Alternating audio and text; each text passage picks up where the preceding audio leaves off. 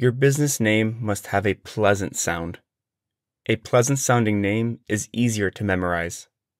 The sound of your business name has a musical dimension that should not be underestimated. It can sometimes even lead to a sense of energy and excitement in the minds of your potential customers. According to various studies, exposure to a business name or trademark that has repetitive phonetic structure can have a positive effect in the mind of consumers, both in terms of memorization and recall. In fact, rhymes and alliterations can fix a name in people's minds and make it easier to remember. A rhyme is when two words have an identical final sound. Coca-Cola, Hubba Bubba, Jelly Belly, LexisNexis, and Tutti Frutti.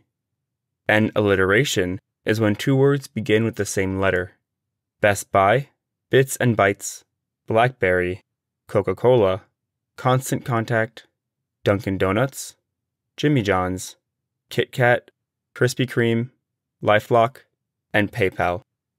The sound of your business name should be nice in all languages, or at least in the languages used in the markets you are targeting. In addition, the sound of the name must be analyzed according to the targeted clientele.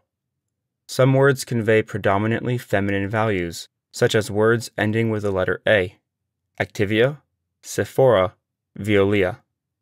Other words convey predominantly masculine values, such as words ending with the letter O, Gringo, and Nintendo. Finally, here are 3 points you should remember. Point 1. Close your eyes and say your business name aloud.